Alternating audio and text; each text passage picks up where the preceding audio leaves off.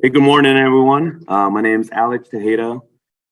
Thank you for being here today for our viewers and for those present here in lovely Temecula, California.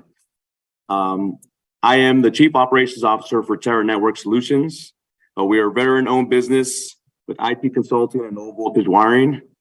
We specialize in maximizing the IT landscape of small to medium-sized businesses through IT administration, IT structured cabling, and security and access control.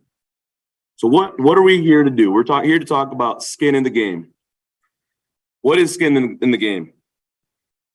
It's knowing how to leverage all your resources to reduce your costs and increase your reach. So this is episode 4. Each time, somebody attends in person, they secure a poker chip at the ARC, which is hosting it today. We'll cover your $500 cost for the exhibit once you collect all 3 of these poker chips. Who can attend to this? Is anyone in attendance that can secure 3 of these poker chips. And this is going to be for the 12th Annual Veteran Small Business Trade Show, which is going to be hosted on September 25th, 2023 in the Moreno Valley Civic Center. The ARC's intent is to sponsor up to 80 exhibitors on their dime, so that you can enjoy the skin in the game and what that means to you. We encourage you to spread the word to attend these events, collect your coins, and join us for that event on September 25th. Now, what I would like to do is introduce some of our speakers today. So we have Roxanne. She is a franchise specialist with FranNet. Roxanne has been a franchise consultant for 16 years, both independently and as part of the franchise organization. Roxanne helps people interested in business ownership find a franchisee that's a good match for their goals, skill sets, investment budgets. She's also a speaker, podcaster, and author. Thank you, Roxanne, for being here this morning. Look forward to what you have to tell us. Hi, thank you, Alex. Thanks, everyone, for thank you all that are attending live in Temecula. I'm coming to you live from Dallas, Texas. And for those of you online, wherever you are, welcome today. A little bit of housekeeping before we get started. I committed to this before I knew I was going to be in the middle of a move. So I have movers here and I've got my dog locked up with me. So have some grace if you hear some noise, but hopefully we get through this okay.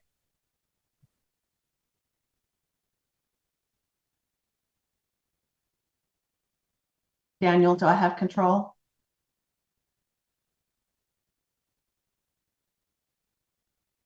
There we go. All right, so a little bit about me. I'm sure all of you on here today watching or listening, you've either transitioned at some point or you have a transition coming up. So I transitioned about 16 years ago. I had spent 20 years in mortgage banking.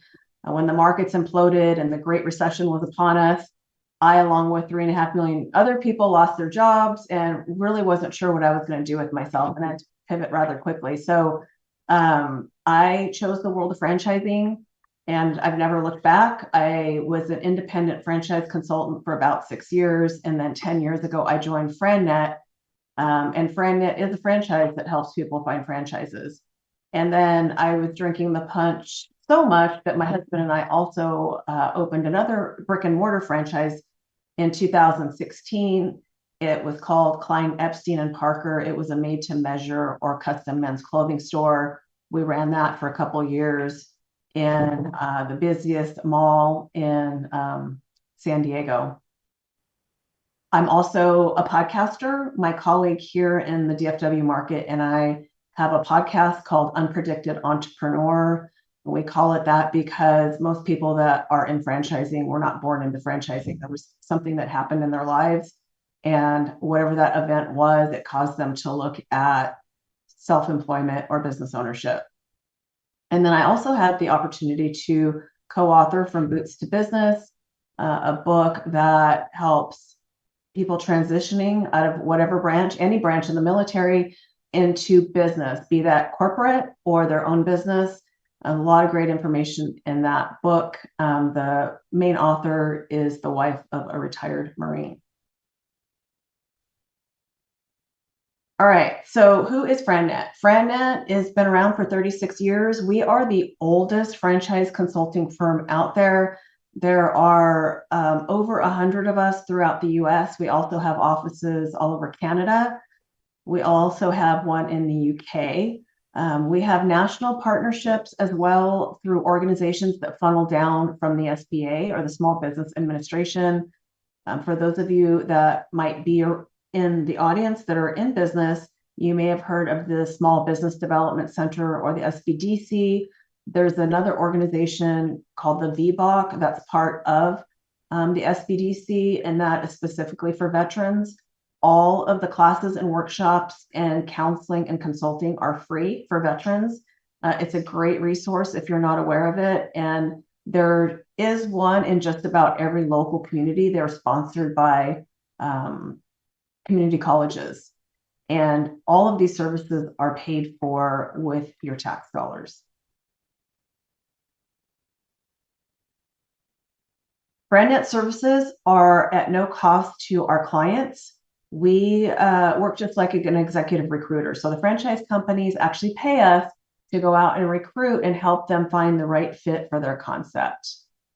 And really what we are is we're matchmakers. We are in the business of providing education and information to those interested in business ownership. And we like to give our prospects lots of choices and a lot to think about if they're going to choose to start a business. I always tell my clients that they're going to learn about themselves in this process, and I'll learn from them, and together we'll figure this out. There's about 4,000 franchise companies out there. We don't work with all of them. Of the ones we do work with, there's about somewhere between 150 and 200 different concepts in our portfolio in all different industries. But the important thing is they've all been vetted. We pre-screen these franchisors. It takes us about 3 to 6 months to do our research on them before we put them into our portfolio and have them available to present to our clients. So we are not in the position of selling a franchise. We are in the position of matchmaking and then walking you through a process to make sure that you're not skipping any steps, so that when you do get to the end of the process, whether it's no, this isn't for me, or yes, it is, you're doing so based on information and facts.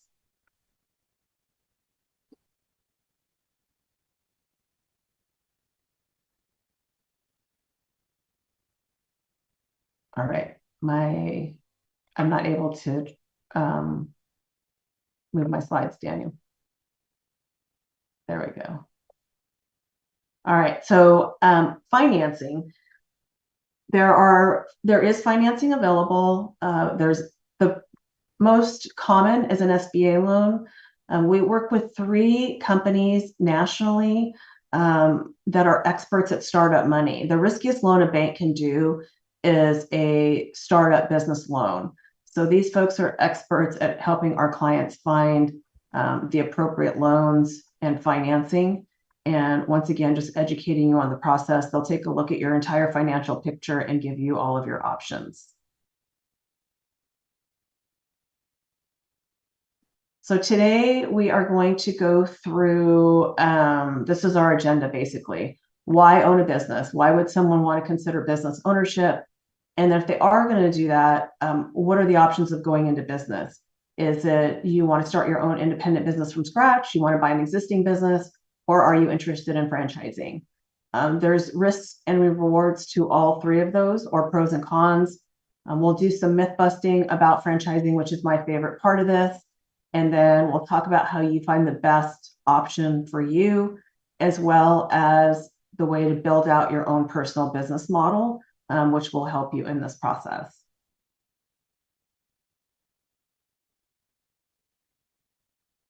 All right. So imagine that you are the owner. If you're not already the owner of a business and you're considering it, think about what it would be like to be a success in business. How would your life be different than it is today, or how would it be better?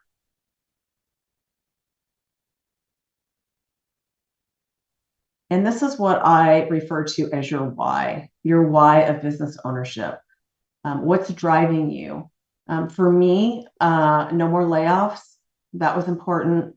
and I really needed flexibility. My son was 8 when I lost my income. It literally lost my income overnight. My husband traveled globally. I was working a lot of hours. My mom was actually living with us, helping us raise our son. We had no time. So for me, I needed flexibility and I needed more control, and really didn't want any more layoffs. So those were my whys. Everybody's why is going to be a little bit different. But I always say that if your why isn't big enough, you may not do this, because there's going to be a lot of things that are going to make you feel like you can't. So Daniel, I think you're forwarding my slides for me. So next slide. Thank you. So most people will choose to work for someone else. And here are the reasons why. A lot of folks feel that a job is safer, and I would agree with that on the short term, but I don't know that I would agree with that on the long term. We can always wait for the economy to get better, but the economy can get better, it can get worse, a pandemic can happen. We're never, we don't have a crystal ball, and in my opinion, there's never a perfect time to start a business. I think when you're ready, you just need to do the proper amount of research and pull the trigger. I think that people are surprised a lot of times at how little money it can take to get into a franchise. I think a lot of us get online and we start looking at McDonald's and Chick-fil-A, and Chick-fil-A I can't throw in there because they actually have a very low entrance fee, but that's a very different sort of franchise. But McDonald's, that's like in the $1 million range. Not all of us have that kind of money sitting around. So the other part is really, it's so daunting. With so many franchises out there, where do you start? Who do you turn to for help? And really, how do you figure out what that good fit is for you? And then, are your skill sets transferable? They typically are, but what kind of a franchise do those skill sets transfer into? And thinking that you might need specific business experience for that particular business, which you don't, and we'll talk about that on a later slide. So next slide. So I agree that working for someone else is safer in the short term. It's immediate benefits, it's immediate salary. But with all of the mergers and acquisitions, and even with AI taking over, I just read an article today on that, how many jobs are going to go away. So, we can never be guaranteed our future working for someone else and having someone else responsible for our income. So really trying to establish if a job is going to meet your long-term financial goals for security and retirement. And if not, how can you maybe mitigate some of that? And I'll admit that owning your own business is scary. I will tell you that I started my business in the worst economy we've ever seen. I cried a lot, I prayed a lot, and I ran a lot. It was rough. But once you get your business up and running, no one can take it away from you. You can't be downsized, transferred. You can fire yourself, I suppose, but someone else isn't going to be able to fire you. And you can really grow that business at the pace you want. You can start out slow. Some businesses you can start part-time. And really, the longer you own that business, the safer it should become. You should become more well-known in your community, more ingrained in your community, and the referrals should really start to take over at some point and become your biggest source of clients. And being concerned about the economy, until the pandemic, that's really all I talked about with my clients was what is recession resistant. We can never say completely recession free, but we can say recession resistant. And then the pandemic hit, and now it's not only what's recession resistant, but what is essential, what's considered an essential business. And the good news is we have a lot of data now. Next slide. So we can talk about, believe it or not, there are businesses that don't just survive these downturns, they actually thrive. I'll tell you that all of the home services concepts, I don't care if it was carpeting, painting, organizing, the home services concepts exploded during the pandemic. They had better years than they've had in a long time. So there's certain markets that are driven by demographics. Can we go back to the previous slide? If you think about senior care, there were a lot of people taking their loved ones out of homes because of what was happening and bringing them back home, but needing care in home. So in-home care, grew a lot. And then if you owned a cleaning service, regardless if it was residential or commercial, everyone was concerned about germs and cleaning. The cleaning companies were insanely busy. And then if you think about businesses like damage restoration, if there's a water leak in your home, if there's 2 inches of water on your floor, or if water's dripping out of the ceiling, that's an emergency. So regardless of what's happening in the economy, you're going to call your insurance company, and that's an insurance claim minus your deductible. And then there's also businesses that help other businesses grow and thrive, including staffing. Staffing seems to do well regardless of what's happening in the economy. And then some other things to think about, even if you're going to start your own business from scratch, is the pet industry has gone crazy. So many people bought or rescued or purchased pets during the pandemic. Some of the other things, I live in Texas where the mosquitoes are unbearable. So you have to have some kind of mosquito control to be able to go outside and not get eaten alive. I guess it depends on your blood type. And then children, parents are still going to need to tutor their children, and they're going to continue to pay for those services. All right, here's where we get into the 3 ways of going into business. So the first way that we're going to talk about is starting a business from scratch. And the advantages of that are that you don't answer to anybody, really, when you're starting your own business. You can start something from your area of expertise that you're passionate about. You get to make all the decisions. You're not following anybody's rules like you would be in a franchise. So all the control, all the decisions. And if it's successful, it does have the largest upside because you're not sharing in your profits with anybody. On the negative side is that you do have to do everything on your own, and you don't know what you don't know when you go into business. So creating systems, there are limited financial options. I said earlier that business is the riskiest loan a bank can do. An independent business is very risky for a bank. So if you don't have years of experience in the field that you're starting the business in, a lot of times you're looking for angel investors or alternative options for financing. An independent business will typically ramp up much slower than a franchise business, and it also has the highest failure rate. Lots of pros to buying an existing business. But if you look at the slide, a lot of the pros are also the cons. So in this example, you do still also have total control because we're not talking about a franchise here, but it's really hard sometimes to understand what the true cash flow really is when you're buying an existing business. And then you don't know what the true reason is that that seller is selling, which is where the goodwill or bad will could come in.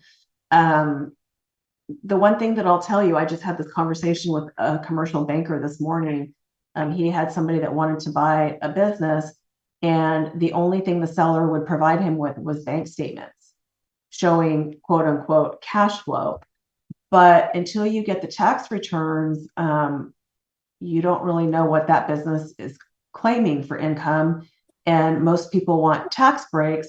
So they're going to show you their tax returns and say, yeah, but here's what I really make. So if they're going to lie to the IRS, are they going to lie to you? Or are they going to tell you the complete truth? So that's something to think about. I always tell business owners that are thinking about selling, you better get your tax records in tip-top shape and start actually reporting your income, what it truly is, so that you can attract a better buyer. A resale is more attractive to lenders because they can get into the books and see what's going on if you need financing. And hopefully you've got a well-established market and a good reputation with customers and vendors and employees. Hopefully you've put systems into place and it's not all up in your head, and it's something that you can share with your buyer.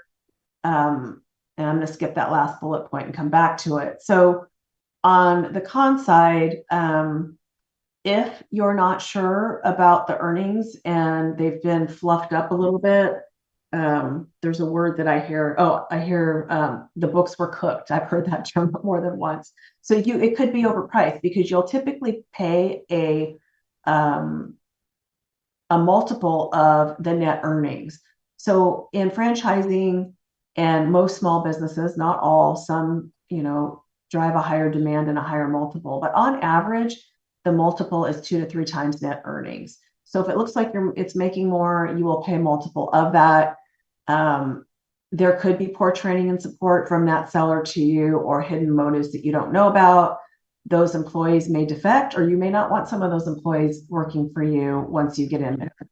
And the higher debt service just comes into if you get a loan and it was overpriced. Coming back to the previous slide, the bottom bullet point on the left, owner financing. If I were buying an existing non-franchise business, that would be an important point for me. I would want the seller of that business to carry some of the note, so that he or she would be tied to me and I would owe them a certain amount of money.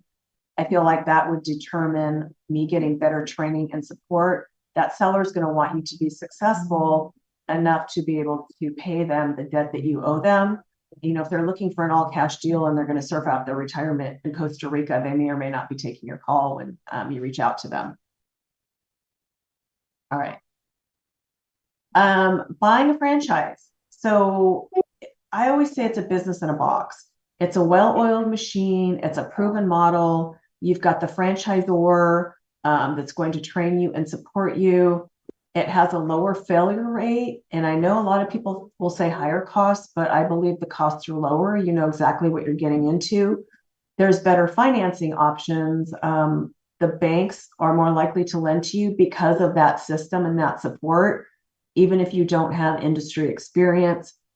Franchising is heavily regulated by the Federal Trade Commission. So by law, they have to provide you with a franchise disclosure document that we'll talk about on the next slide or two. But that disclosure, you don't get that type of disclosure in any other business model that we've discussed. And then there's also the franchisees that are part of the franchise family. So not only do you get trained by the franchisor and supported, you've got the other franchisees in the system that are there to support you as well. Some of the disadvantages are, you can't create something from your area of expertise or your passion. There are limited industries available. You do have to follow someone's system.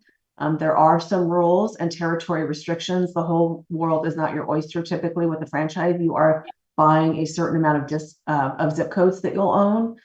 And then you're restricted to whatever products or services they offer. And not only is there an upfront fee, there are also ongoing royalty payments.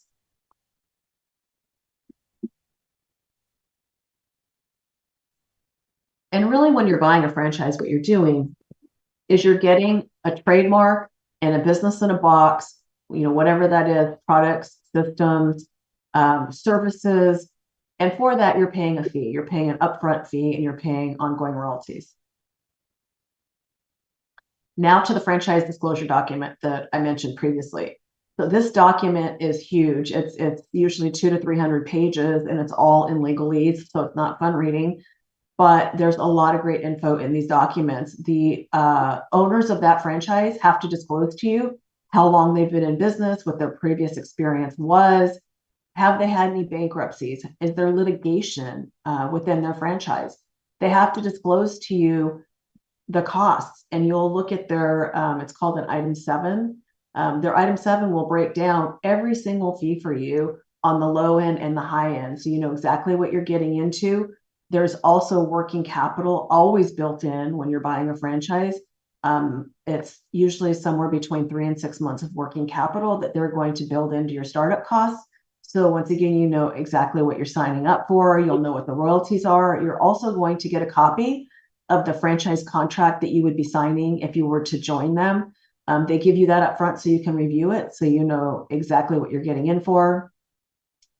I will say that franchise agreements are all very one-sided. They're written in favor of the franchisor, and they're not negotiable.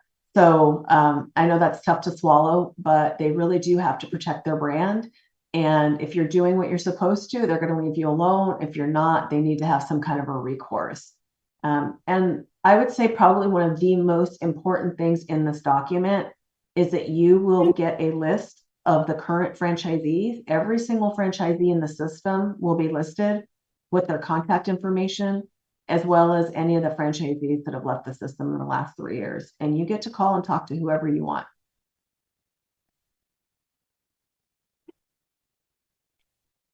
Those franchisees are going to let you know what's going on in that system. You know, they're going to tell you the good, the bad, and the ugly.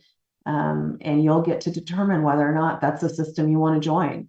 And really, that's not true with any other business model. So franchising allows a lot of extensive research and looking back on past results to determine what a future could look like with them. All right, so getting into our truth or false or myth or fact portion of this. Our first one is franchising is only fast food and retail. Is that a myth or a fact? It is a myth. So, next slide. Here is our little wheel of franchises. I said that there's about 4,000 different franchises out there in about 300 different categories, and throughout the US, there's over 700,000 operating units. So as you can see here, there's commercial and residential services, personal services, business to business. A lot of these don't even need a location and can be started from home, which really keeps your investment down and your overhead down. All right, our next one is franchises succeed because of the quality of the product. Is that a myth or a fact? Next slide, we're going to pick on McDonald's now. So McDonald's, we all know McDonald's, right? Is that the best burger you've ever had? Is it the highest quality meat? You know, I'll get answers like no, but it's the best French fries or the best shakes. But really with McDonald's, it's all about the system. It's about the marketing. They've really captured the real estate market. It's just a really well-oiled machine. You're going to sign up, you're going to sign on the dotted line, you're going to pay your fee, and you know exactly what you can expect pretty much within a range of how much money you're going to make on each location. All right, there are low-cost franchise opportunities, myth or fact? Fact. So I said there's about 4,000 franchises out there. If you look at this wheel clockwise, in those first two categories, you're looking at about 20% of 4,000 franchises, all in total initial investment, including your working capital, 100,000 or less. If you look at the next one, the gray area as well, now you're looking at almost 50% of all franchises at 250,000 or less. And these are financeable, by the way. So the bank is typically looking for about 20 to 30% from you as a cash injection, talking about skin in the game. You always have to have skin in the game with the bank. They're looking for that, but there are lending options available. So the other question I get is, Roxanne, if I want to make X amount of dollars, how much money do I need to invest? Next slide. There is really no correlation between what you invest and how much money you're going to make. And as far as financing goes, yes, you can go to the bank and get financing. A lot of people will tap into their home equity line of credit, put a home equity line of credit on their homes. Friends and family, neighbors. There's one thing that most people don't know about. There's a way to take 401k and IRA assets, or really any pre-tax retirement dollars, and roll that into your new business.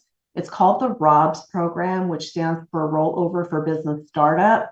It's been around for a very long time. There's IRS code written on it. There's no penalties and no taxes, because the way this rollover works is that it comes out of the retirement and it goes straight into the corporation of the business. You'll set up a corporation and it never touches you personally. So because of that, there's no taxes or penalties. All right, next slide says, or our next myth or fact is, you don't need industry experience. And that is a fact. The reason franchising works is because it's simple and it's duplicatable. And what the franchisor is looking for is your transferable skill sets. So you need to come in with whatever it is that they're looking for as a skill set. And that's kind of where I come in and helping you make that decision and determine that. But whatever they do, they can teach you. It's a proven process. They can teach it. And really, they almost look at experience in the field as more of a negative than a positive, because then they have to train your old bad habits out of you and retrain you. So it's almost better to be a clean slate and be trained. And why, looking at why to own a franchise, if you do the proper research, it's a way to mitigate risk. You're never going to mitigate all of the risk, but you can certainly mitigate a lot of it by doing proper research. And you'll be able to give yourself that income security versus relying on a job. And if you choose right, it's going to be something that's going to be able to get you to your goals, both lifestyle and financial. A lot of people give up one or the other to have the other. And it's important to, if you go through this process right, and pick right, choose the right thing for you, you can have both. Royalties can be a sticking point for a lot of people. They say, look, I pay this upfront fee and I pay these ongoing royalties. And here's how I try to explain royalties. The first 2 years you're in business is when the failure rate is the highest. So this is when the franchisor has got you wrapped in bubble wrap, they've got training wheels on you, and they're assigning you somebody that's going to help you hit your goals. Franchisors are paid royalties typically on gross revenue. It's a percentage of gross revenue. In the beginning, you're not making much. Your royalties are very small, but they're investing a lot in you to get you up and running. So you're at a high cost to them. Once you get up and running and you're trained, now your cost to them is low and your gross revenues are going up. That's when they start making money. So it's a win-win. Your success is their success. So really what you're doing is you're exchanging some of your long-term profits to ensure your short-term success. And then once again, the things about franchising and why it works, it's the experience of the founders. A lot of times these franchises were in business for 5, 10, 15, even 20 years before they ever franchised. They had multiple locations. They've ironed out all the kinks. They've made all the mistakes. So it makes it a much simpler process for those coming on board. The training and support and the branding and really the whole package. When a franchisor brings you in, not only are they going to tell you how to run the business, but they've got to figure out the marketing piece of it as well. They have to know how to drive traffic and how you win business. And then ultimately it's the culture of that teamwork. And then franchises, we talked about McDonald's, so there's somebody that's got many, many units and they're very well established. You've got emerging concepts that you may not have even heard of, that enable you to grow with them. They've got less locations, they're newer. That might be a better fit for somebody that wants to impact the system a little bit versus following all the very rigid rules where, somebody like McDonald's is going to be much more structured. Now, FranNet's been around for a long time as well. We are a lot more flexible. There's not a lot of rules. There are some, but we also have a lot of flexibility.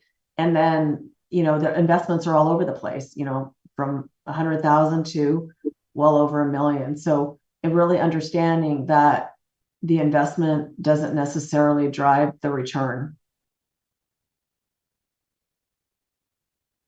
And the great thing about franchising is that you're in business for yourself, but you're not by yourself. You have a support team, and it's great to have people to lean on when you're doing something brand new and uncomfortable. And finding your perfect fit, really, once again, I'm going to keep pounding doing the proper amount of research so that you're mitigating as much risk as possible. And then also determining if the risk level and the investment is appropriate for you. Is it something that you're comfortable with?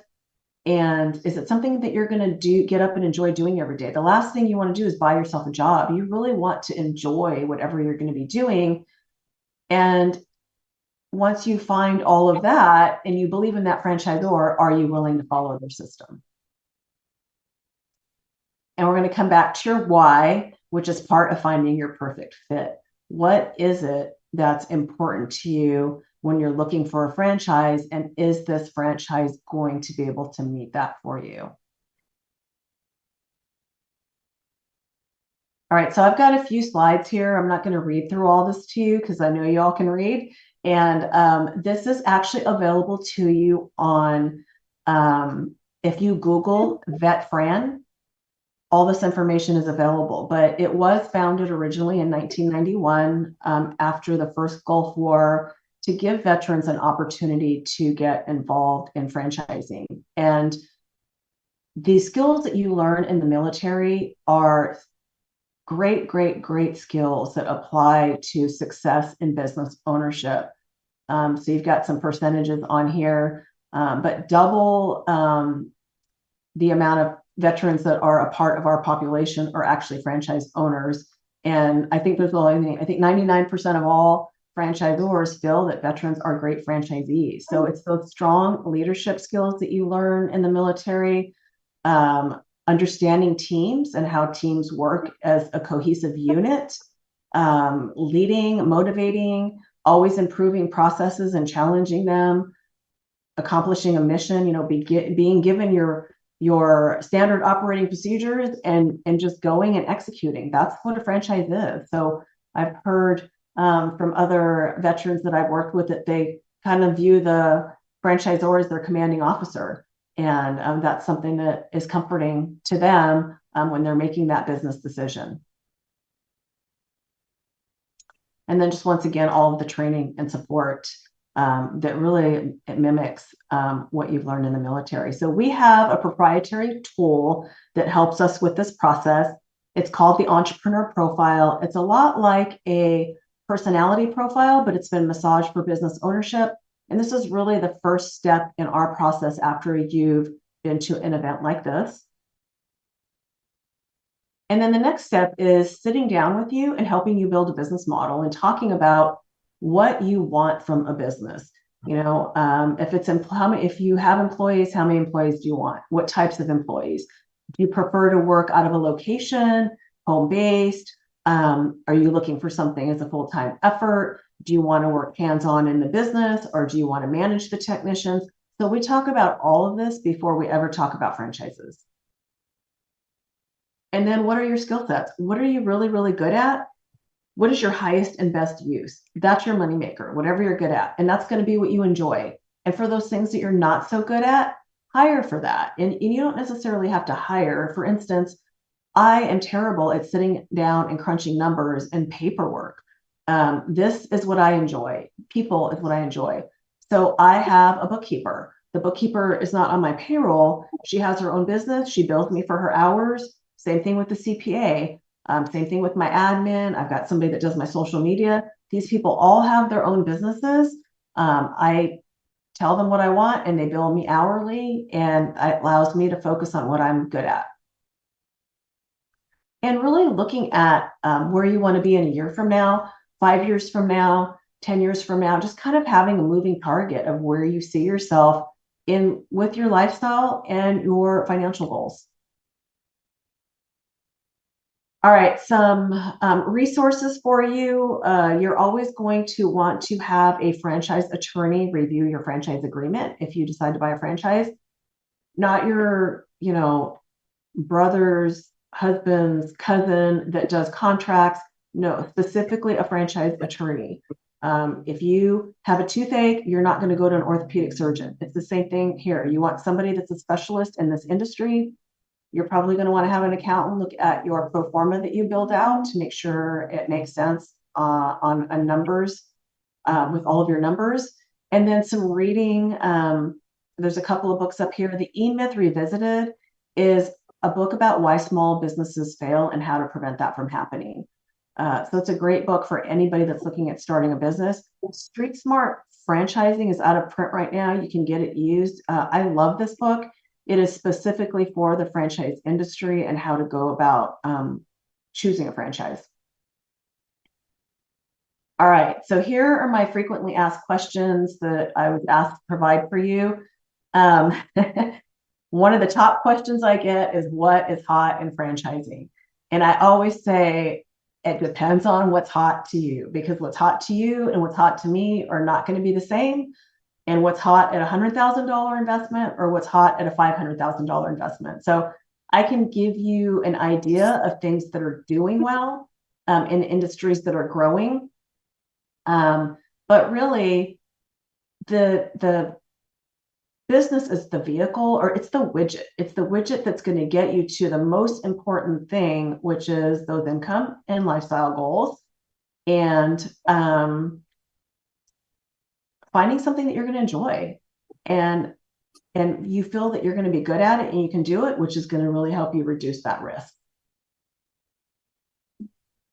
The next one is passion. I have to do something that I'm passionate about. Well, passion can come in a lot of different ways. So are you passionate about making money? Are you passionate about creating jobs? Are you going to want to offer the community at large a service where you feel like you can make a difference? You know, some of my clients want to be philanthropic. So it doesn't necessarily have to be that, you know, I love pets and I have to own a pet business. There are a lot of ways you can satisfy pieces of your passion and have satisfaction in your business on a day-to-day role. I think we've got one more. How do I reduce risk? Proper due diligence. Don't skip any steps. I can't tell you how many people I've run into that purchased a franchise and never spoke to one franchisee in that system. This is not how you want to go through this process. It's typically a 30 to 90 day process. You want to speak to a minimum of 10 franchisees in all stages of ownership. The franchisor is always going to put their prettiest people in front of you, the ones that are doing the best. That's great. You do want to hear from the high performers, but you also want to hear from the average performers and the low performers, because you're going to learn from all of them. And then, you know, once again, just making sure you're having a CPA look at your financials and hiring a franchise attorney before you sign that franchise agreement. Even though it's not negotiable, you want to understand exactly what you're signing up for, so there's no surprises. All right, and that's it. I did put my QR code up there. You can scan that. That puts you in direct contact with me. You can get to my franchise resources through that QR code. And then our podcast, once again, is Unpredicted Entrepreneur. It's on all the podcasting platforms. It's also on our YouTube channel, and you can access all that through that QR code. So thank you. I'm happy to take any questions. So Roxanne, Alex here again. I did hear you mention not needing any experience in a certain particular industry when trying to choose a franchise to go into. But my question to you, and it kind of maybe might have got an answer with the previous slide, is, you know, when you're deciding on what franchise to move into and you want to later on pivot to another franchise, are you kind of like just like, you know, allowed to just focus on one, or can you venture off in multiple until you make your final decision? How would you describe that? Are you talking about the research process, doing one at a time or multiple at the same time? Correct. That's exactly what I'm talking about. Is when you're researching what franchise works best for you, you have to kind of like stick to one. Can you venture off into multiple to be able to find the right fit? Great question. And I always recommend in parallel. So if you and I sat down in a meeting, Alex, you would leave that meeting with 3 to 4 concepts that I think are a good fit for you based on everything that I've learned about you, because it's important for you to compare those against each other. Even though you're entering the world of franchising, everybody's going to take you through their process a little bit differently. But you're going to learn a lot about business in general, and this is all going to be all new to you. So you really want to have that ability to compare and contrast so that when you get to the end of the process, you can be more assured that you're making a solid decision. Awesome. I do want to say, you know, what really stuck to me in your presentation today is your slide where it says you're in business for yourself and not by yourself. And that, you know, that kind of describes what skin in the game's all about, is, you know, leveraging all the resources that we have available to include everything you discussed today and what's going to be discussed in this show today. So thank you very much, Roxanne. Thank you. Any questions from the audience? Okay. Well, thank you very much, Roxanne. I greatly appreciate you taking the time this morning to present us your presentation and informing us of the different opportunities that we could take advantage of. Because like you said, we're not by ourselves, and we have so many opportunities to be able to take advantage of. Thank you. Thank you. Have a great rest of your day, everyone. Thank you. Well, now I'd like to introduce our next guest, and that's Mr. Wayne Gross. He is part of the California Department of General Services. He's been with us in previous episodes. For those that are joining us for the first time, I just want to describe a few things of what he's a part of. So currently serves as a business outreach liaison for the State of California Office of Small Businesses and Disabled Veteran Business Enterprises. In this role, he educates the business community, and ensures that small businesses and disabled veteran business enterprise, the DVBE, businesses can access their share of state contracts. Wayne Gross has 48 years of customer service skills, starting from his early days as a United States Air Force captain. Wayne has received numerous awards for his advocacy and support of small business and DVBEs seeking to understand and navigate the state's procurement system. Among those is the Secretary Award from the State Agency Recognition Awards. He holds a master's degree in business management from Golden Gate University. Next, we'll have Wayne come up and conduct his presentation. Welcome, Wayne. Thank you. How do you get this slide?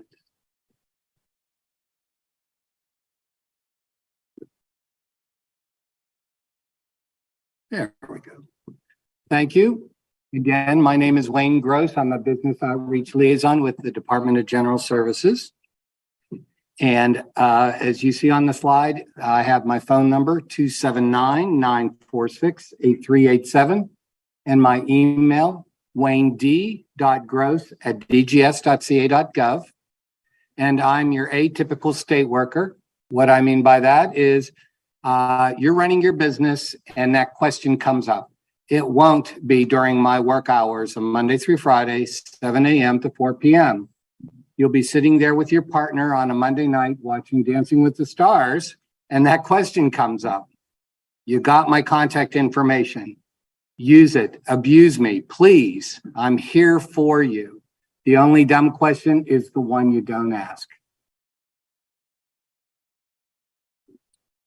So in today's presentation, we're going to be talking about the Cal eProcure profiles. We'll talk about keywords and the United Nations Specialty Products Specialty Codes, the UNSPSC codes, not to be confused with the NAICS codes, the North America Industry Classification System. That's the feds. We're going to talk about contract opportunities. We'll talk about researching past purchases. We'll talk about our advocates. Those are your new best friends. We'll be talking about reciprocity partners. Those are agencies throughout the state that honor the small business and or DVBE certifications. We'll talk about the emergency contracting opportunities. Because of COVID and the fires, we did not meet our 25% small business goal or our DVBE goal, 25 and 3% respectively, the last 2 years. Unofficially, we met our DVBE goal, but we did not meet our small business goal. We were really close, but the official numbers haven't come out yet. So just know that our system is working and we're here for you. And finally, commercially useful function. So first of all, we have our Cal eProcure profiles.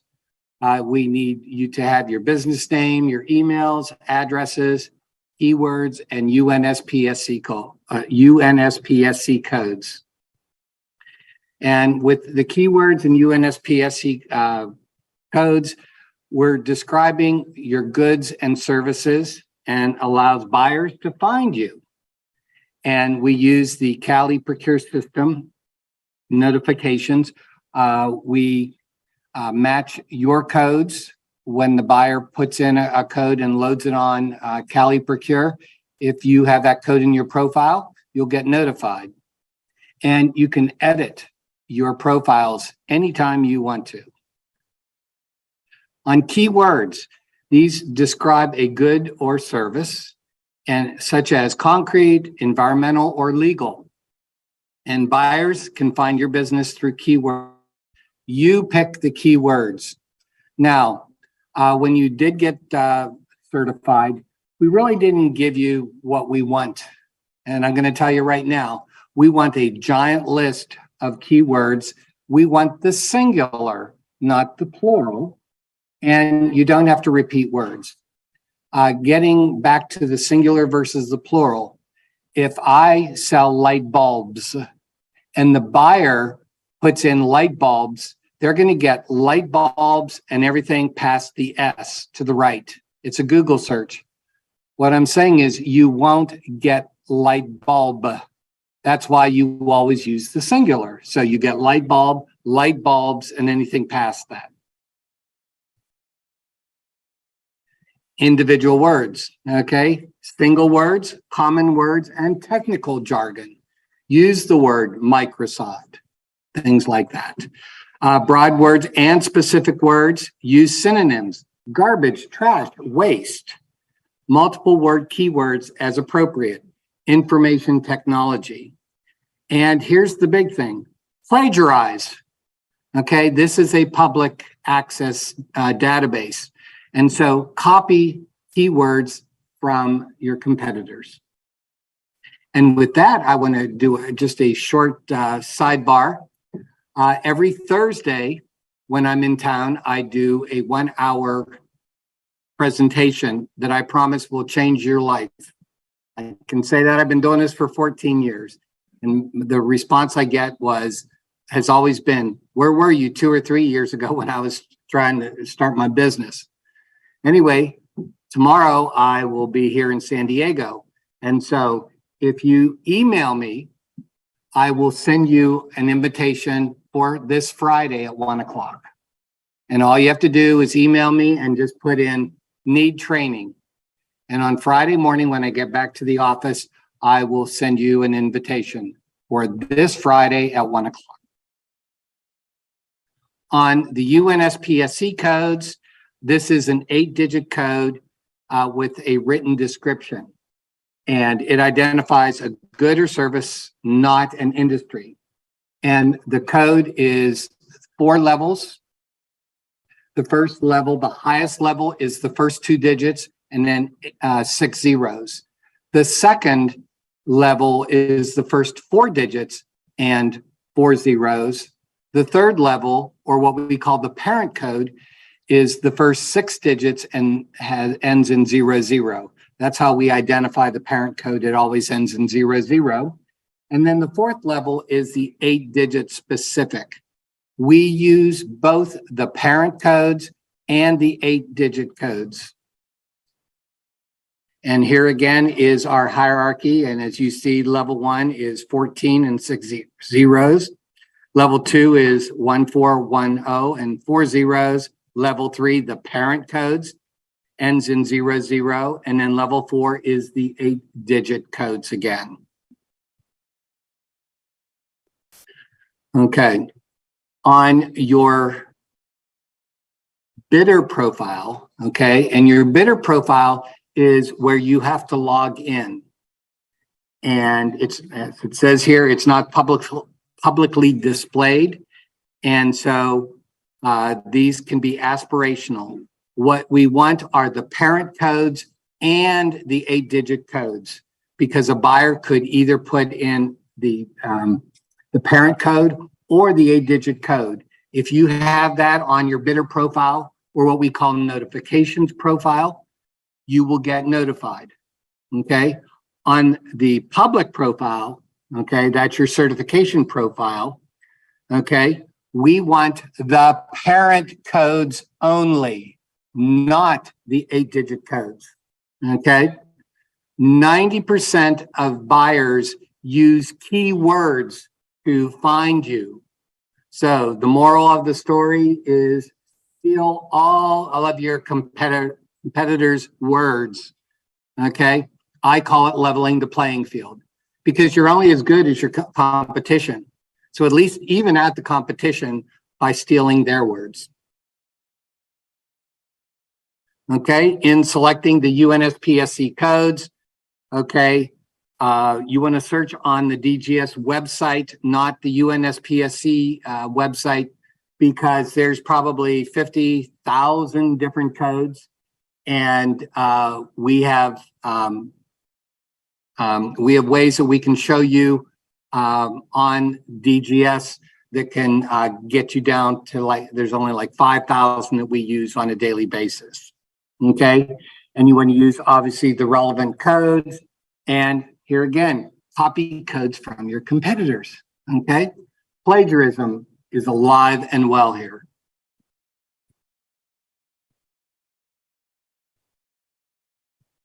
Are there any questions? If not, we'll continue. Okay, updating your Cal eProcure profiles. Our website is www.caleprocure.ca.gov. I tell people the first time you put that in your computer, make it a favorites. That way, all you have to do is click on favorites, click on it, and you're right there. This is what our website looks like. And the first thing you want to do is log in, register. And once you put in your username and password, it takes you to the work center. And we're going to go to manage notification profile. The other way is on the top right of this screen. You can see where it's the login register. It's got my username. And to the right is a little white triangle, and you can click on that. And the third option is exactly the same thing, notification. And it has here, manage notification profile. The first thing it says is you want to be a subcontractor. I don't care if you are never, ever going to be a subcontractor. Always say yes, because things change. 3 or 4 years down the road, there may be a solicitation that comes up where you could actually be a subcontractor. Okay, so you want to say yes, and you want to put in at least one email. The next is your CSCR, that's the California State Contracts Register, and this is Cal eProcure, if you will, and you want to say yes, and it has your notification contacts. You want to have at least one email, and there is no limit to the number of emails. And on the right side, it has service areas optional. And there is no option here. I wish they'd take away that little word optional, okay? And here again is the CSCR stuff. And on the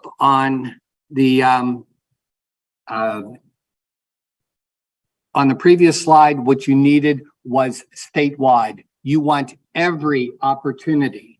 Now, I live in San Diego. I only want to do business in San Diego County. So on my California profile that the world sees, I just check San Diego. But on my notifications, I check statewide. I want every opportunity because 3 years from now, I've become successful. I've grown my company, and I want to go into the Southland, which would include LA County, San Bernardino County, Riverside, Orange, San Diego, and Imperial. All I have to do is update my California profile that the world sees. I still keep on my notifications statewide. Okay, because there may be a wild contract out there that comes up for Oakland. And I go, oh my God, I can actually bid on it. I can actually do it. Okay, so you don't want to confine yourself to just one area, if you will. Okay, because if you don't like it, that's why God created the delete button on your computer, right?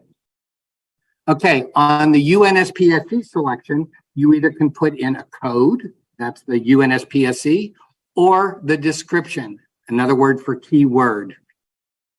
And so hopefully you're going to put in every keyword. And I do a search results on the left, and on the right are my notifications. And so hopefully you're going to find the parent code and all of the subheadings.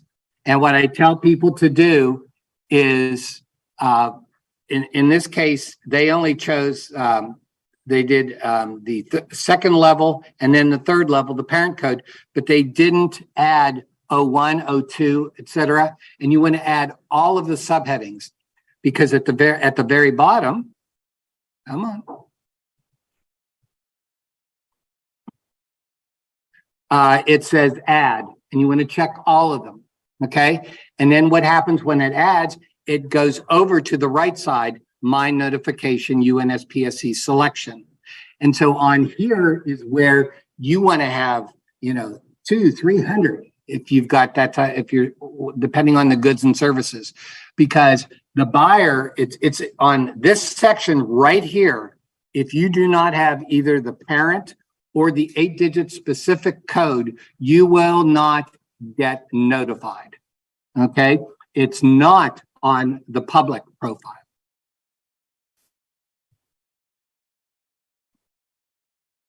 Any questions on this part? Okay, so we get back to Cali Procure, and we're going to go down to the bottom, and it has here manage certification. And on the right side, the second line says amend application. What this is going to do is take you into the application that you filled out to get certified. There are 7 headings. Come on. And you'll notice at the very top, it has registration, business, owners, affiliate, taxes, other, and attachment. We need to go to other. And the only way that you can do this, okay, now don't blame me, I'm just the messenger, is it always defuncts to registration page. And so you have to go down to the very bottom,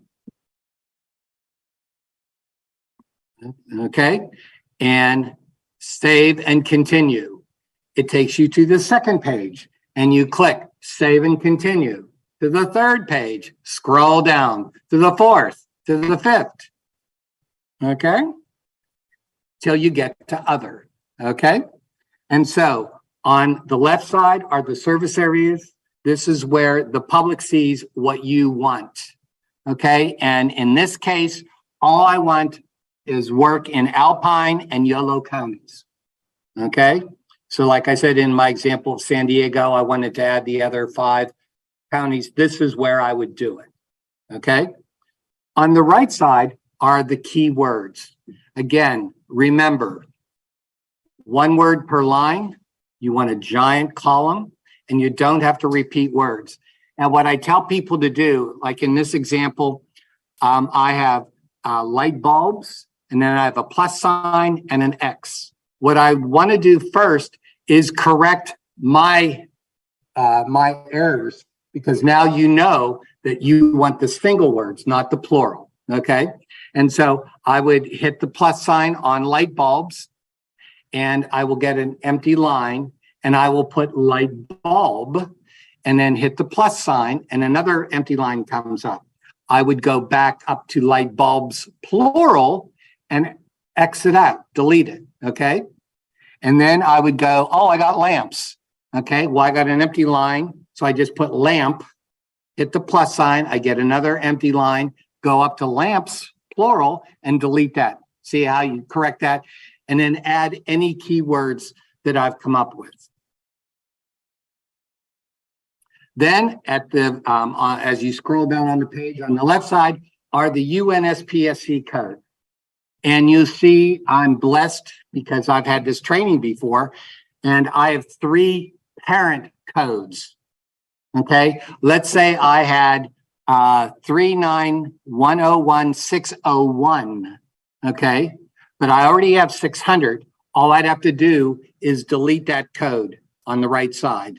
Okay, but if there was a wild code, let's say it's 1, 2, 3, 4, 5, 6, 7, 8, and I need to put in the parent code for that, I would go and add UNSPSC.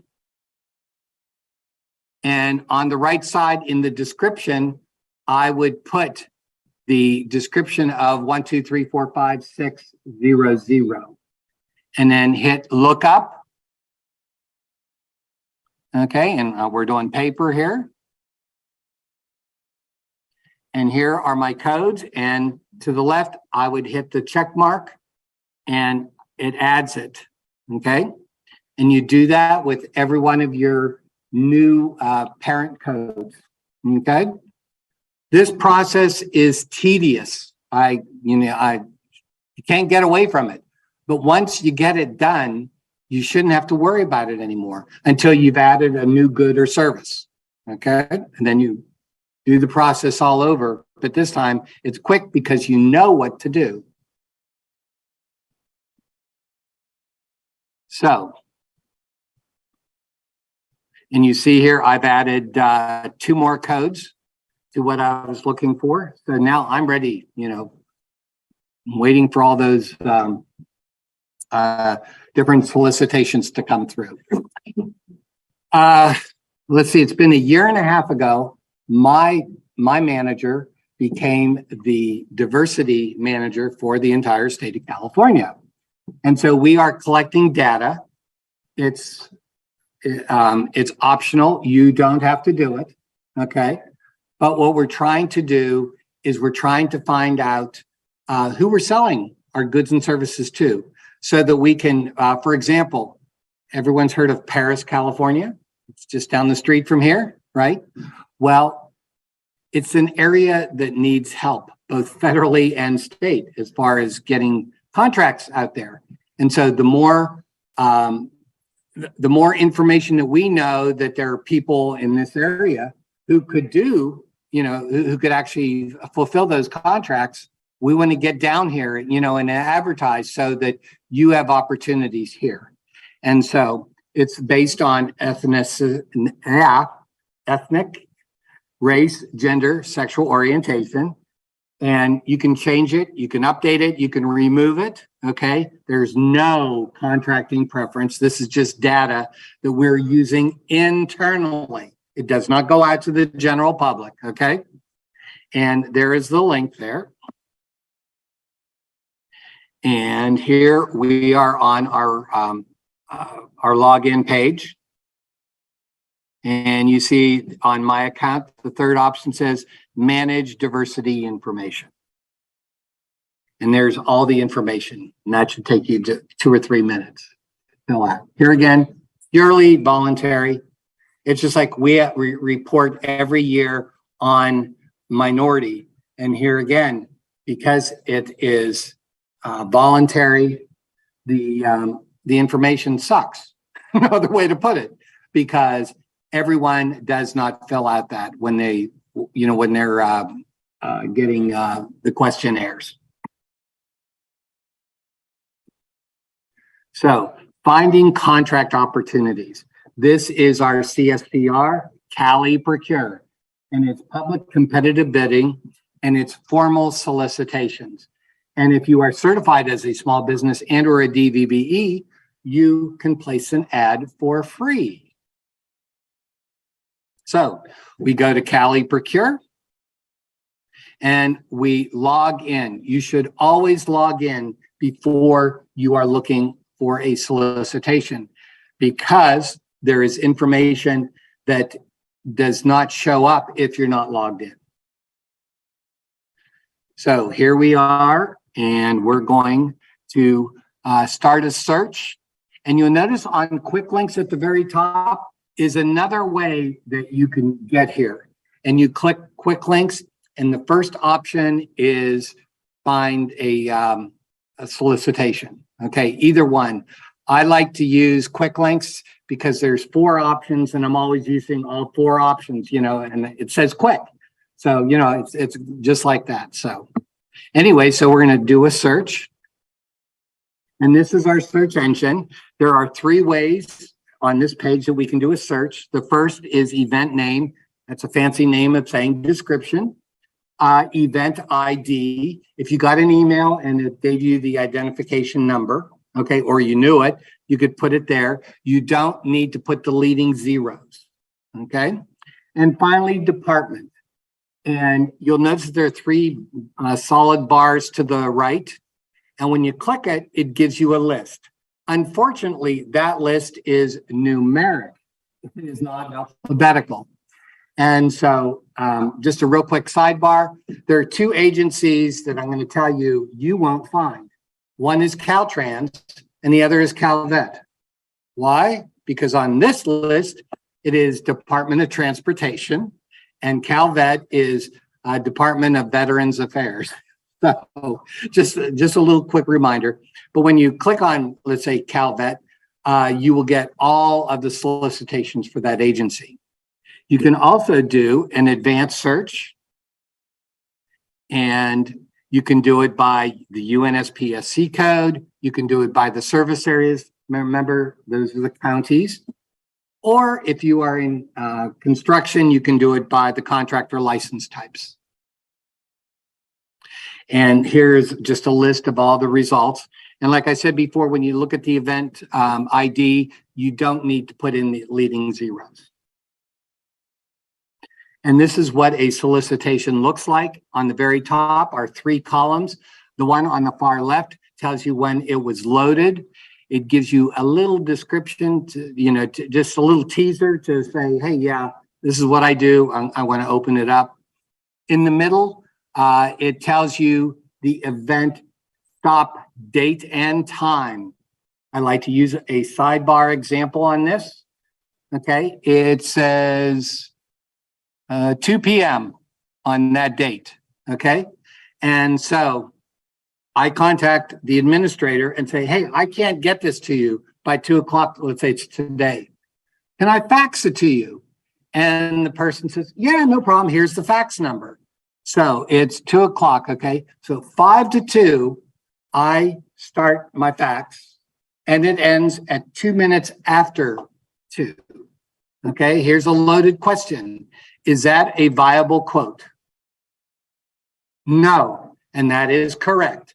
It's not the start time, it's the end time. So kind of put that in your memory banks if you're ever faxing something that has a cutoff time.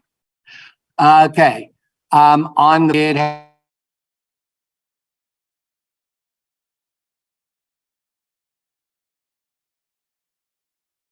an ad, and we'll show you how to do that. And then the contact information. And this just blows me away that the administrator actually gives you their phone number. Okay, as far as I'm concerned, shame on them. Okay, because here again, another sidebar. Okay, I find an error.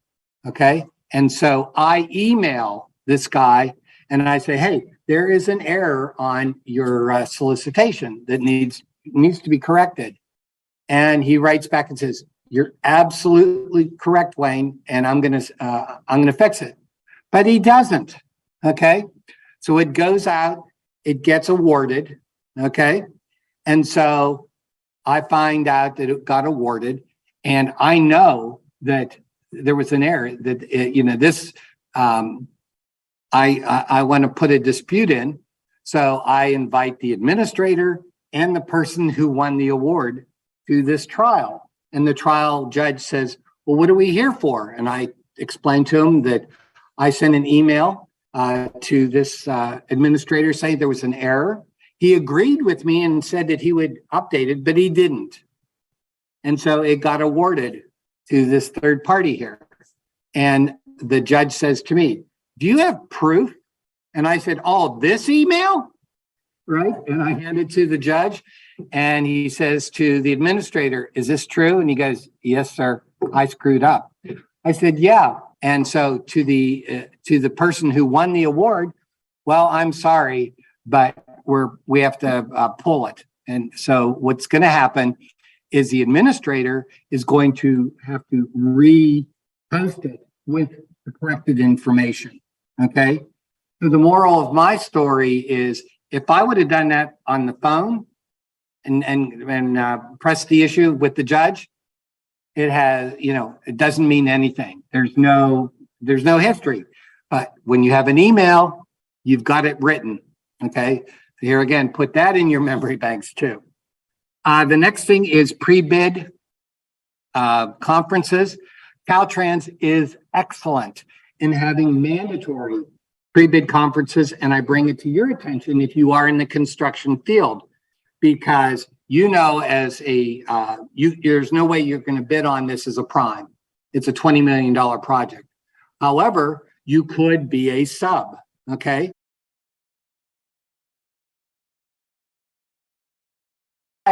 That I go and I sign in, okay?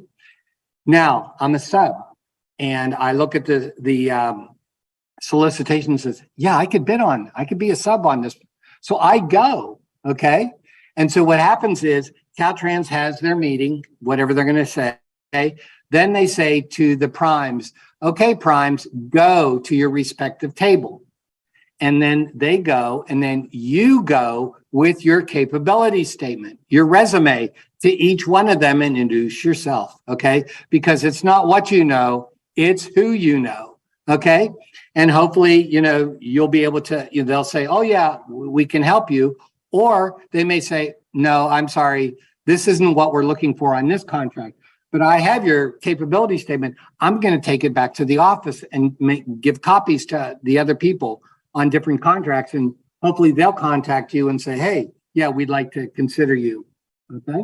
So that's how this all works. So back in the 70s, we had an expression. It was called KISS. Keep it simple, stupid, right? And this application on filling out an ad is the KISS principle, okay? You have to put your name, your email, and your phone number. How hard is that going to be, right? Title, you're going to give yourself, let's say I'm doing fencing. So I put fencing, the response deadline, whatever the closing date is, and then description. You're given 2,000 characters. I repeat, characters, not words. And so you always lead with your certification number. Why? So that if I'm a prime, I've got your certification number. I'm going to go into your profile. I'm going to go down, see if you're current on your certification, because you have to be current for the entire contract. So let's say it's going to expire in 6 months. Okay. Hopefully you get this contract, right? The prime hopefully is going to say, hey, you got to get recertified again, so that, everything can continue. Okay. And so once you start typing it, a little box goes 1999, 98, 97. So you're not shortchanged that, you got five characters left and you still have 20 characters that you want to say updated. Okay. So any questions on this section? This is pretty good stuff, isn't it? Yeah. And this isn't brain surgery. It's just learning how to do it the state way. It's like learning how to do it the federal way, whatever. Okay. So researching past purchases. This is our state contract and procurement registration system called Skippers. And why would we want you to know where this is? You want to find out what agencies have already bought your goods or services, right? So you can home in on those people first, okay? And so it is a database of completed purchases that goes all the way back to December 15th, 2015. Okay. And so you want to use it. So here we are at Cal eProcure and quick links. And you see, as I said before, you have those 4 options, and the bottom one, find past purchases. So this is the search engine, and you put in a description, a keyword, and then you can also do an advanced search. And that's by using the UNSPSC codes. The nice thing about this is when you can put in more than one UNSPSC code. Okay.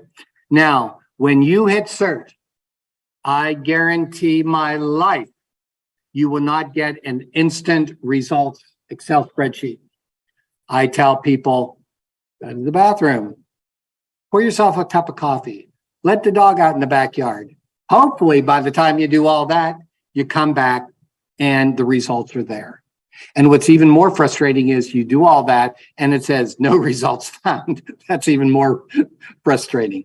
But just remember, it's going all the way back to all of the completed contracts to December 15th, 2015. That's what, 7.5 years? So it's going to take a little bit of time. When you hit search, in the top right of your computer screen will be the circle that's going around and around and around. Okay, until you get, come on, the magic results. Okay, and you see here, this one has 23,000 lines of information for construction. Obviously, you want to be a little more specific than just construction. Okay, but it has, this is a very valuable piece of information. The first column is who owns the solicitation, what department. The second is the purchase order. The fourth column is the first line, gives information of what they're trying to sell. It has a start and a stop time. It has how much the contract was for, and then it gives you the supplier's name and if they're certified as a small business or DVBE. Okay. And then the fourth line has, from the end, has the buyer's name and email. You will never, I repeat, you will never, ever talk to a buyer. Okay. All of the directors have said they're too busy buying. You want to talk to the advocate. These are the people who are the gatekeepers to the different agencies.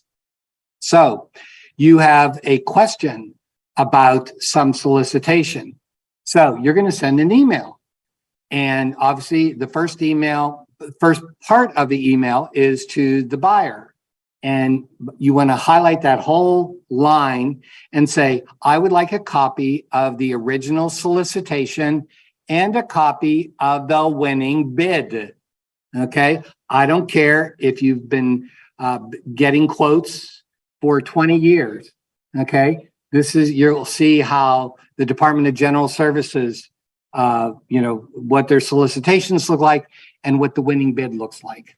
Okay. This is to help you, okay, have an idea of, well, I don't see how they said they won the bid at, $2,500.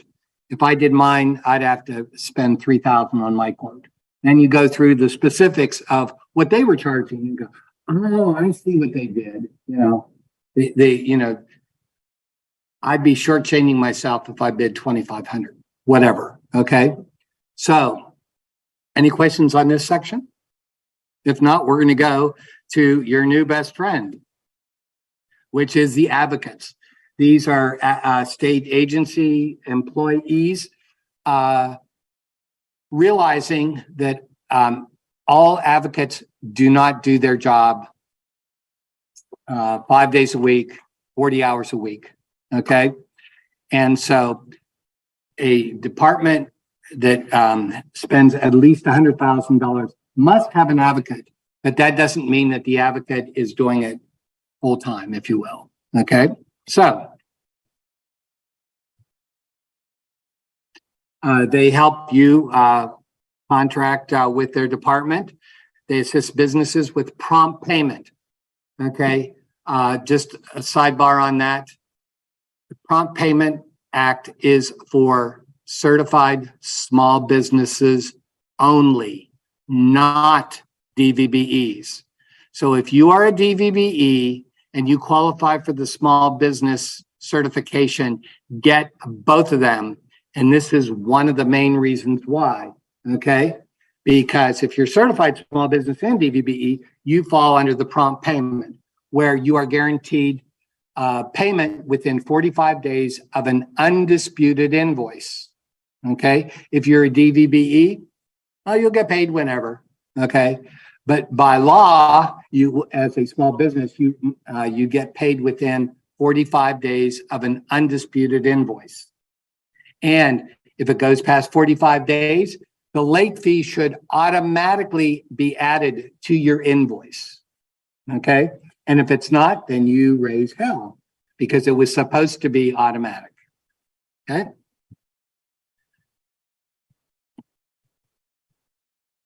So to contact an advocate, you want to give them your 30-second elevator speech, which says your full name, company name, certification number, and what you do. If you can't tell me in 30 seconds what you do, you know, hey, what's an hour talking to you on the phone, okay? You want to get your foot in the door because by giving them your supplier ID number, you should hear them on their computer pulling up your profile. And then what the advocate's going to do, if they have any experience, they're going to go down and look at your when your certification expires. If it's within 90 days, I would definitely, as an advocate, I would say, hey, you know, you're expiring, you know, in 90 days, you can get recertified. You don't have to wait until the last, you know, minute to do it, okay? And then you want to give a capability statement. That's a resume, okay? Now, remember what I said at the beginning about my training class that I'm going to do this Friday at 1 o'clock? Okay, I cover all of this, okay? This isn't brain surgery, people, but you have to know how to do it my way, if you will. So I love to use my capability statement. And there are 3 rules. Number 1, 1 page. It can be double-sided, okay? Number 2, you want to have your certification number. And you'll notice on the right side at the bottom, I have highlighted all of the certifications that I've got because I am certified with other agencies. They're called reciprocity partners, which we'll talk here in a minute. And then the third thing is on the left side are my UNSPSC parent codes, not the 8-digit specific codes, okay? And so let's go back to, I just updated my California profile. I go to the UNSPSC section and I've got 5 codes and it's got the parent codes and their descriptions. All I have to do is copy and paste them right into my capability statement. All that work was not done in vain, okay? My pet peeve on this is at the very top, it says capabilities statement. There's more, because when I read the first paragraph, he has more than one capability. So make it capabilities, okay? That, like I said, that's my teaching credential coming out, okay? So let's see. Oh, and using the NAICS codes, the North America Industry Classification System, which is federal, okay? We'll be talking about reciprocity partners, and a lot of them use the NAICS codes. So I've included them also on this capability statement. So when I hand this to whatever agency, they can peruse through and say, oh, you're DGS. Okay, so then their eyes go over to the UNSPSC codes, okay? Then they look at and say, oh, I'm a disadvantaged business enterprise. Oh, those are federal codes. Well, I've got the NAICS codes right there. You see how this all comes together. Here again, you could have one just separate for state and one for federal, or I like to combine it, especially when you can put it all on one page and double-side it, okay? The choice is up to you. Say, contact the advocate, okay? So we go to Cal Procure, and on the bottom right says find training and resources. And here we are on the training and resources page, and the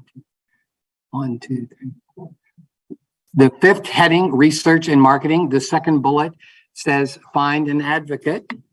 And so we click on it, and here is the advocate directory. And in the middle, it says download the directory. And we get this giant Excel spreadsheet of 255 lines of information. And I need to talk a couple things. Number one, my name is on here, okay? I am an advocate, but I'm not like the other 254 others because I'm not a buyer, okay?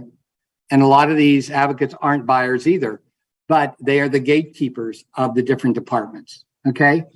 Because you are having this presentation, I'm going to tell you that the DGS advocate is also a buyer. So you get two birds with one stone on that one, okay?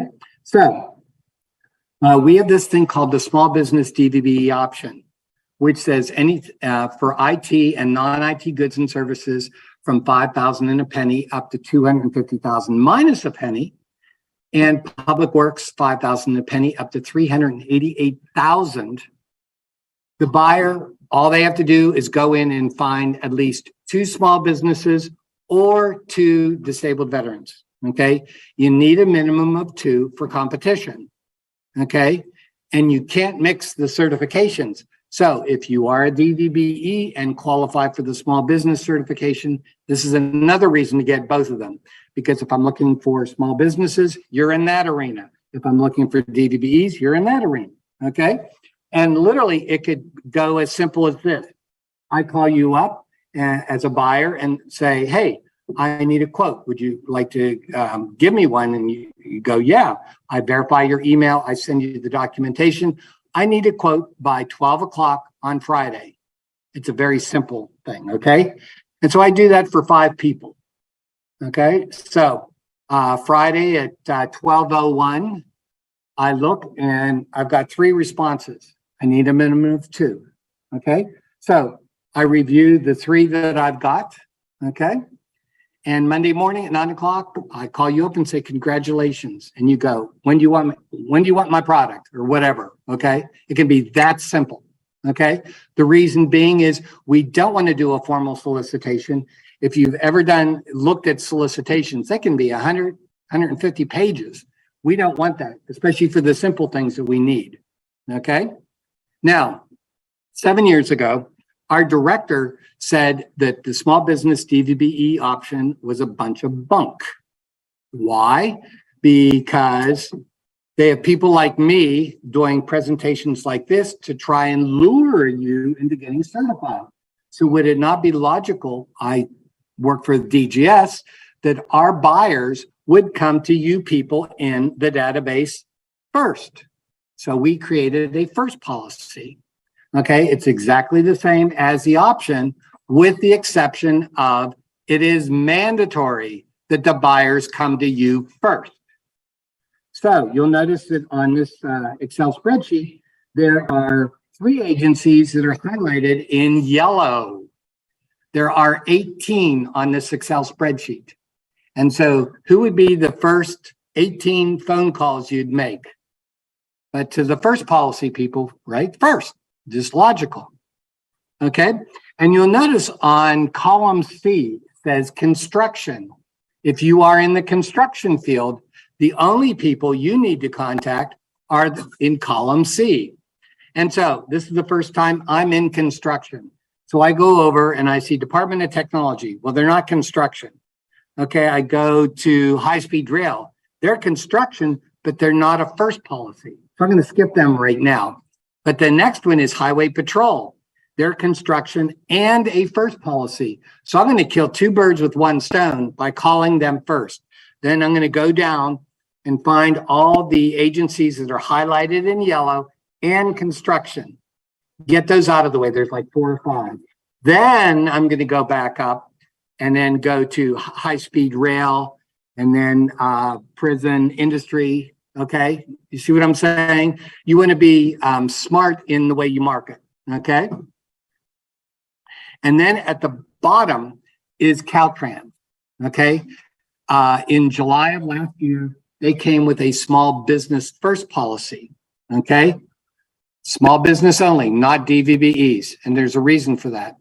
It's from 0 up to 388,000 for their construction contracts. Okay. And the reason that they, and they have a first policy for that. The reason that they don't on DVBEs is because they raised the 3% goal to 5%. And so if you're a DVBE and do construction, I would definitely contact Caltrans, because you get 2 more percentage points of getting hired as a DVBE. The same way with Calvet. They took the 3% and raised it to 5 also. Okay. So for everyone in the audience that is a vet, thank you for your service. And I too am a vet. Okay, any questions on this section? If not, reciprocity partners. I am in charge of the reciprocity program for the state. And these are cities, counties, utilities, transportation agencies, and school districts that honor the small business and or DVB certifications. And if you click here to Cali Procure and go down to find training and resources, the next thing is our emergency registry. And because of the fires and in COVID, we didn't meet for the last 2 years our 25 and 3% goals. Okay. Normally we spend around 10 to 12 million or billion dollars. In the height of COVID and the fires, we spent $21 billion. Okay. And we only did 14% small business. Okay. So, and like I said, when the goal is 25%, 50%, because we had emergencies. We needed to fix it now. So that's what happened there. Anyway, it is a separate database from Cali Procure. Here again, it's the KISS principle. There are 5 items that you have to do, and here are some of the categories. We started with 15, we're up to 30 different categories. And this is for emergencies only. So you only get registered here if you can provide the emergency services now. Okay. And here is the KISS principle in action.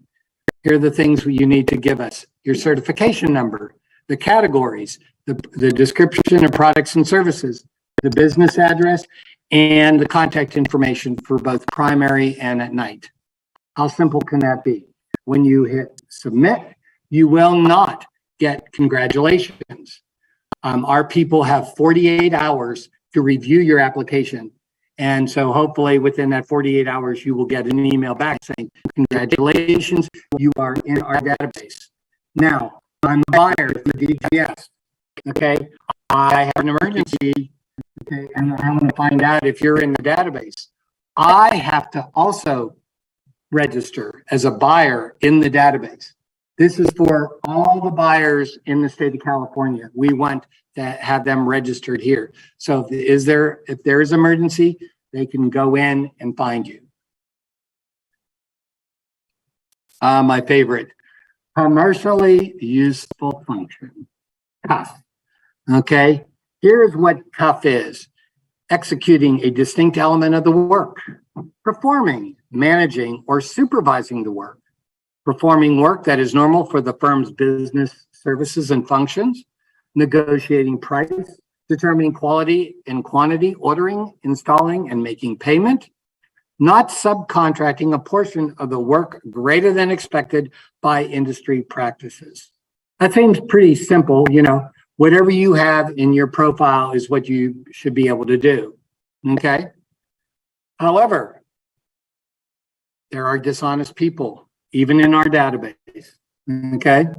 And there are 1,800 disabled veterans certified. And unfortunately, we have a problem, people, okay? An example, okay?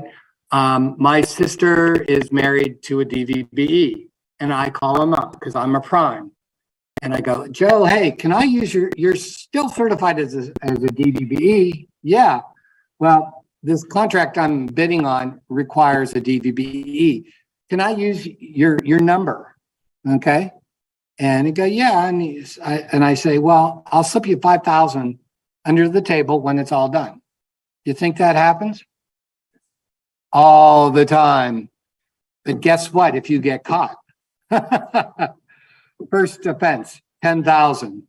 And the thing is, if you did it once, you probably did it twice or 3 or 4 times. And if you get caught, it's 10,000 each time, plus court costs, because we don't pay your court costs. So kind of remember that, okay? And here are what it's, you know, not being, you know, the pass through, not being able to be used for the work. Here again, I use my sister and brother-in-law. Okay, he's doing the work, okay? And there is trouble in heaven, and they divorce.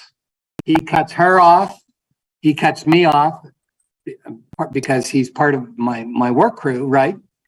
And so I try and contact him, and he won't talk to me. I email him, I knock on his door, nothing.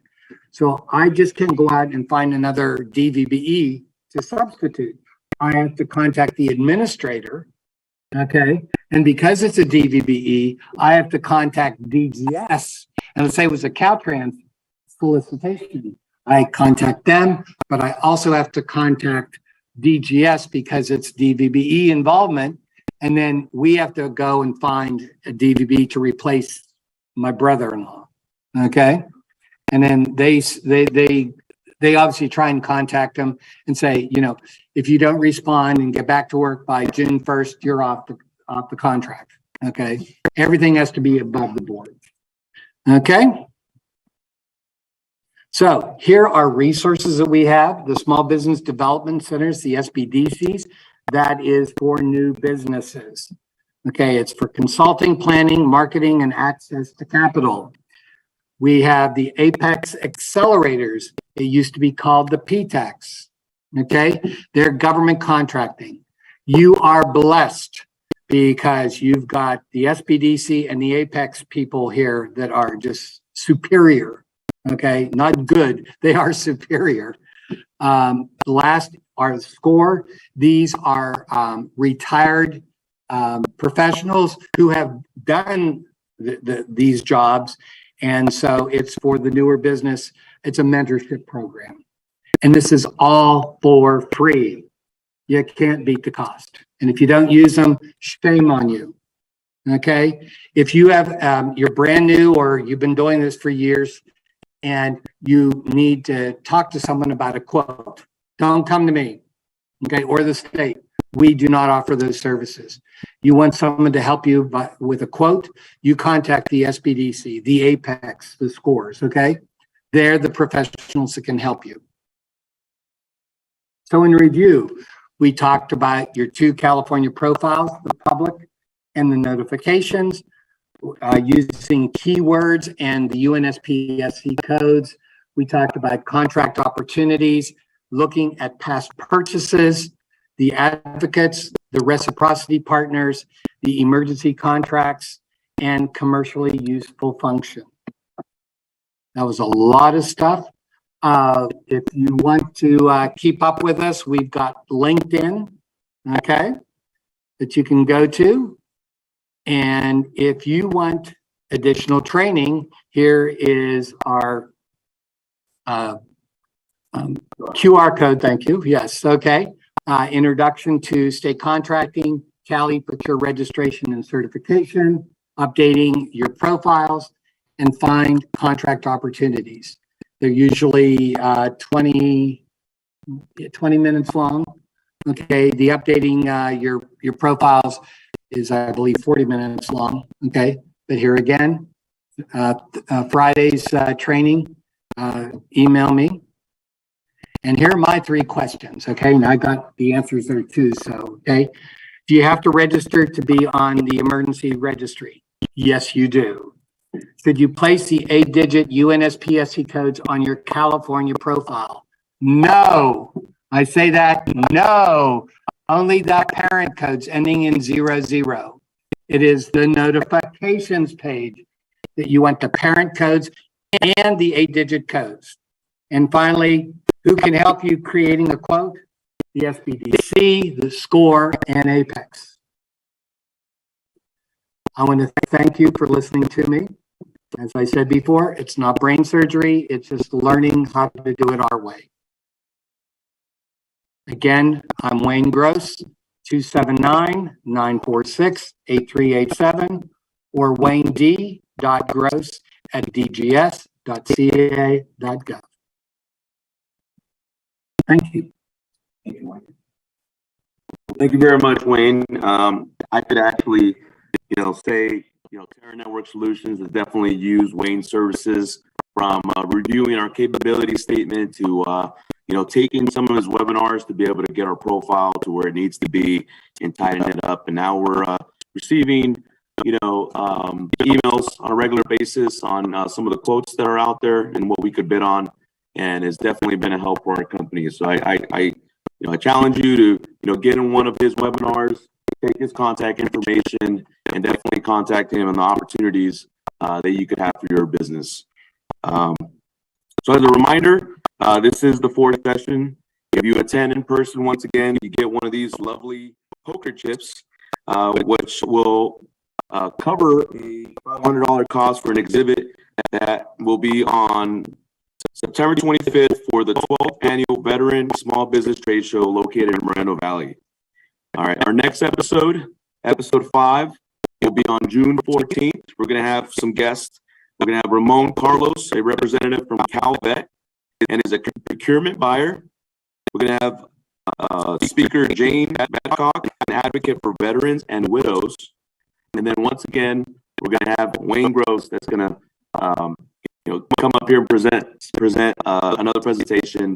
And every time I listen to Wayne Gross's presentation, I take away something from it. I might not catch it, the first time I've heard it, the second time, this is probably like the 5th time for me, and every single time, it's a friendly reminder of things that I could adjust on my profile or things that I might not be thinking about. So thank you, Wayne, for that. Is there any questions for the group before we end this session? Good. Well, once again, thank you, Mark, for allowing Terra Network Solutions the opportunity to be able to be your host, and for all the guest speakers today, Roxanne, Wayne, and I look forward to the next episode. Thank you. Bye.